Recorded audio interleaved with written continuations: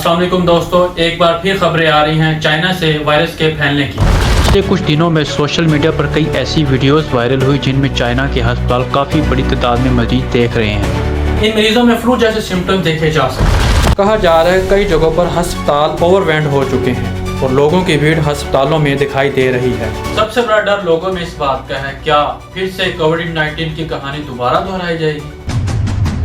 5 साल पहले पूरी दुनिया में जो कोरोना वायरस फैला था उसका ओरिजिन चाइना के एक वुहान शहर की एक मार्केट में हुआ था। अब चाइना की सरकारी न्यूज़ वेबसाइट ग्लोबल टाइम्स के हिसाब से नॉर्थ चाइना के एरियाज में बीजिंग का शहर, चोंगकिंग का शहर, साउथ चाइना में गुआंगडोंग का शहर, यहाँ पर इस वायरस के सबसे ज़्यादा केसेस देखने को मिल रहे हैं। इस वायरस का नाम है HMPV, full form human Meta Numa virus. ये नाम सुनते ही लोगों के दिमाग में सबसे पहली चीज़ ये आती है कि ये कौन सा नया वायरस आ गया, ये कौन सी नई बीमारी आ सकती है। लेकिन दोस्तों, ये कोई नया वायरस नहीं, ये एक पुराना वायरस है जिसकी डिस्कवरी आज से 24 साल पहले साल 2001 में ही हो गई। जहां कोविड-19 का ओरिजिन साल 2019 में हुआ था, यही वजह है कि इसका नाम कोविड-19 रखा गया। ऐसा माना जाता है कि चमगादड़ों से ये वायरस निकल कर आया था। वही HMPV के केस में साइंस डायरेक्टर एक रिसर्च पेपर के हिसाब से ये वायरस आज से 200 से 400 साल पहले चिड़ियों में ओरिजिनेट हुआ था। लेकिन तब से लेकर अब तक ये वायरस खुद को बार बार बदलता रहा, लेकिन ये चिड़ियों को इन्फेक्ट नहीं कर सकता। नेदरलैंड के मुल्क में साल 2001 में पहली बार आइडेंटिफाई किया गया कि ये इंसानों में इन्फेक्ट कर सकता है और वहीं से ही इसकी शुरुआत हुई। आप कह सकते हैं ऐसा नहीं कि ये इतने सालों से छुप कर बैठा हुआ था और 2025 में अचानक चाइना में उठकर आ गया हो। नहीं, ये हर सीजन में इसको देखा गया। लोगों को ये वायरस अक्सर होता है, उन्हें लगता है कि नॉर्मल खांसी जुकाम हुआ है और कुछ दिन बाद ये खांसी जुकाम अपने आप ठीक हो जाता है और इन्हें पता भी नहीं चलता कि इन्हें HMP वायरस हुआ। यही वजह है कि इसको अनोमियस वायरस भी कहा जाता है। ये एक रेस्पिरेटरी वायरस है।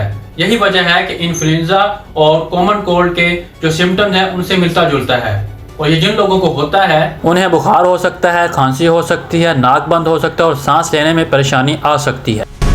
इस वायरस का इंक्यूबेशन पीरियड 3 से 6 दिन का होता है। अगर ये आपको वायरस हुआ है तो 3 से 6 दिन का वक्त लग सकता है सिम्टम देखने में। जब बीमारी आपको होती है, कितने ज़्यादा आप बीमार रहेंगे, कितने दिन तक आप बीमार रहेंगे, चीज़ पे डिपेंड करता है कि आपको इन्फेक्शन कितना सीरियस हुआ है और आपकी हेल्थ कितनी अच्छी है।